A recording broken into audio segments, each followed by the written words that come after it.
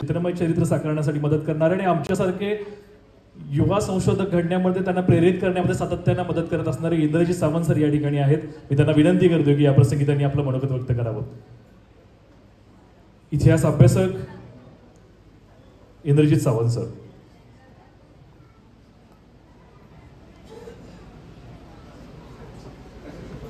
या लोकराजा सभागृहाचं आज लोकार्पण झालं आणि ते सुद्धा शाहू महाराजांचे विचार जगणारे आणि शाहू महाराजांच्या विचारावर चालणाऱ्या आदरणीय खासदार शाहू छत्रपती महाराज यांच्या हस्ते झाल्या.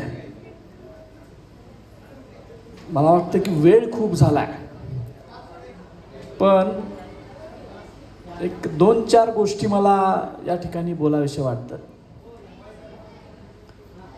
विचारपीठ मला वाटतं 75% रिकामं झालं. पुढचं रिकामं व्हायच्या अगोदर जास्त बोलणार नाही आहे मी. थांबा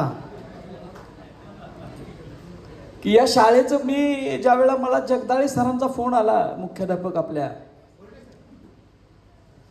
फोन आला म्हणजे एकच फोन आला नाही, ते फॉलोअप घ्यायची पद्धत जबरदस्त आहे आणि ती तुमच्या सरपंचाकडनं सगळ्यांनी उचलले का काय असं वाटतंय. ते जे सांगत होते की ह्यांच्याकडनं हे मागायचं आहे, त्यांच्याकडनं ते मागायचं आहे, बसल्या बसल्या सुद्धा महाराजांच्याकडनं मागितलं पाहिजे. आणि हा तुम्हाला आश्चर्य वाटेल की हा शाहू विचार आहे. मी ते जे काय मागत होते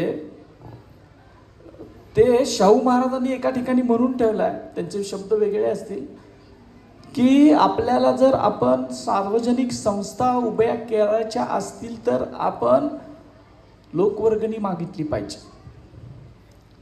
म्हणजे त्यांनी खरं तर तो शब्द भिक्षांदेही असा वापरला की आपण ती भिक्षा मागायचं शास्त्र आपण शिकलं पाहिजे, हे शाहू महाराजांनी एका भाषणात सांगितलं आहे. आणि त्याच्यामुळे हे सगळं उभं राहत आहे. आज हे सगळं जे उभं राहतं त्याच्यात लाज वाटायची काही गरज नाही आहे, कारण लोकांचं कर्तव्य असते, पण त्या कर्तव्याची जाणीव कोणतर करून द्यायला लागते. ते सरपंच, मुख्याध्यापक आणि तुमची शाळा समिती करते. त्याबद्दल तुमचं सगळ्यांचं पहिल्यांदा अभिनंदन की तुम्ही वेगळ्या पद्धतीनं शाहू विचारच पुढे न्यायला लागला. आणि सगळ्यात महत्त्वाचं हे कशासाठी करताय हे सुद्धा महत्त्वाचं आहे की हे तुम्ही पुढची पिढी घडवण्यासाठी करताय.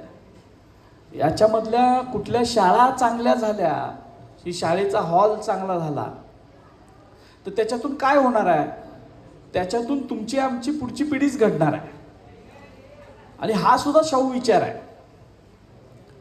मगाशी शिक्षण अधिकारी ज्या होत्या प्राथमिकच्या त्यांनी सांगून गेल्या की प्राथमिक शिक्षणाचा सक्तीचा आणि मोफत प्राथमिक शिक्षणाचा पहिला कायदा शाहू महाराजांनी 1917ला केला. तो साधारण 4-5 पानाचा तो विस्तृत कायदा आहे. आणि त्यांना कायदा का करावा लागला तर आपलेच पाठीमागच्या काही पिढ्या शिक्षणाला महत्त्व देत नव्हत्या. शिक्षण किती महत्त्वाचं आहे हे त्यांना समजत नव्हतं आणि त्याच्यासाठी शिक्षणाची सक्ती शाहू महाराजांना करावी लागली.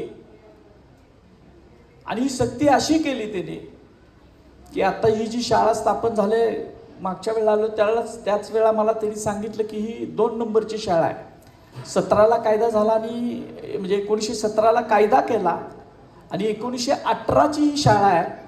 आणि त्याचं सगळ्यात ते तर अनेक पुरावे असतील, पण यांच्याकडे एक रजिस्टर आहे.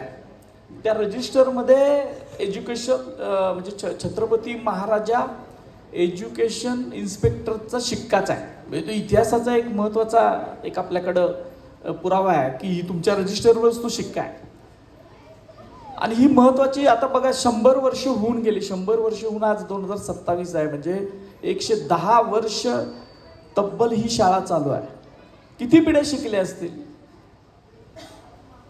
एक 23 वर्षाची 20 वर्षाची आपण पिढी धरतोय तर 4 ते 5 पिढ्यांचा उद्धार ह्या शाळेने केला. ही शाळा नसती तर काय झालं असतं याचा विचार आता तुम्हीच करा. आणि शाहू महाराजांनी कायदा केला नसता शिक्षणाचा, सक्तीचा, आणि शाहू महाराजांनी ह्या शिक्षणासाठी पाण्यासारखा पैसा खर्च केला. शाहू महाराजांनी 2 आपली जीवित कार्य मांडलेली होती. एक होतं बहुजन समाजाला शिक्षण देणं आणि दुसरं होतं हे जे छायाचित्र लावलं आहे ते राधानगरीमध्ये जलसिंचन प्रकल्प बांधणं. हा जो जलसिंचन प्रकल्प आहे हा 1908ला चालू केला आणि त्यावेळेला त्याची व्हॅल्यू जी होती म्हणजे जे टोटल कॉस्ट होती त्याला खर्च जे येणार होता तो 18 लक्ष रुपये त्यावेळेला खर्च येणार होता. आणि कोल्हापूर राज्याचं उत्पन्नच 13 ते 14 लक्ष होतं त्यावेळेला वार्षिक उत्पन्न जे असतं. आणि एवढा मोठा प्रकल्प त्यांनी त्यावेळेला घेतलेला होता. त्याच्यासाठी शाहू महाराजांनी स्वतः काटकसर केलेली आहे. अनेक गोष्टीमध्ये त्यांनी जो साधेपणा जो आला शाहू महाराजांचा जो आपण म्हणतोय तो त्या जलसिंचन प्रकल्पासाठीच आहे. शाहू महाराज याला इट्स माय लाईफ मिशन म्हणायचे. म्हणजे माझं जीवित ध्येय कुठला असेल तर हा जलसिंचन प्रकल्प आहे असे म्हणायचे. आणि ह्या जलसिंचन प्रकल्पामुळं फक्त तुम्ही आता तुमची बाजूने नदी जाते केवढा मोठा परिसर सुजलाम सुफलाम झाला. कोल्हापूर आणि कोल्हापूरचा आजूबाजूचा परिसर हा दरडोई उत्पन्नामध्ये भारतामध्ये जे पहिले काही क्रमांकाचे 10 क्रमांकाचे मुलुक आहेत प्रदेश आहेत त्याच्यामध्ये पुढं गेला. याचं कारण हा जलसिंचन प्रकल्प आहे. आणि असं काम करणाऱ्या शाहू महाराजांच्या नावानं एक वेगळी कृतज्ञता तुमच्या गावानं ही व्यक्त केली आहे. शाहू महाराजांचं चरित्र त्यांच्या नावानं हॉल बांधणं आणि त्याच हॉलमध्ये शाहू महाराजांचं चरित्र चित्रमय स्वरूपामध्ये तुम्ही या विद्यार्थ्यांसमोर आणलंय. सर विद्यार्थी किती संख्या आहे आपली? 162 विद्यार्थी दरवर्षी येतील, विद्यार्थिनी येतील. आणि दरवर्षी या ठिकाणी त्यांना कुणीही न सांगता त्यांनी नुसतं असं बघत कारण मुलांना उत्सुकता खूप असते ते बघत जातात. ते बारकाईनं बघतात. ते वाचलं नाही तरी त्यांना थोडंसं कॅप्शन वाचले तरी त्यांच्या लक्षात येईल की आपल्या लोकराजानं काय केलं होतं. हे वेगळं एक शिक्षण देण्याचं परंपरेच्या बाहेर जाऊन एक वेगळं शिक्षण देण्याचं काम तुम्ही या निमित्तानं केलंय. आणि मला वाटतं की वेळ झालेला आहे त्यामुळं शाहू महाराजांच्यावर बोलण्यासाठी आणि शाहू महाराजांच्यामुळं आपल्या जीवनात काय परिवर्तन झालं हे समजून देण्यासाठी पुन्हा एकदा मी या ठिकाणी कधीतरी येईन. आपल्याशी गप्पा मारला विद्यार्थ्यांशी तर मारूच पण त्याचबरोबर पालकांशी सुद्धा मारल्या पाहिजेत. आपण आता मागा लागला की पालकांची सुद्धा जबाबदारी येते की नुसती फी न देता आता तुम्ही खाजगी शाळेत जर विद्यार्थ्याला पाल्याला जर टाकायचं झालं तर तुम्ही बघा 1.5 लाख रुपये वर्षाची फी आहे. आणि तुमच्या गावात जर सर्वोत्तम सुविधा तुम्हीच निर्माण केल्या तर हे खास खर्च सुद्धा वाचेल. चांगले शिक्षक तुम्हाला लाभलेले आहेत कारण खाजगी शाळामध्ये असे ट्रेन शिक्षक नसतात, एवढं आत्मीयता असणारे शिक्षक नसतात. आणि तुम्हाला चांगले शिक्षक लाभले तुम्ही पुढाकार घ्यावा. आत्ता घेतलाय तसंच या शाळेला तुम्ही खूप मोठ्या उंचीवर नेऊन ठेवावं. आणि ही शाळा शाहू महाराजांनी स्थापन केलेली 2 नंबरची शाळा राज्यामध्ये आदर्श ठरावी. कारण बारामतीला एक अशी शाळा आहे जी लोकांची शाळा आहे तिथल्या गावानं ती शाळा आदर्श केले.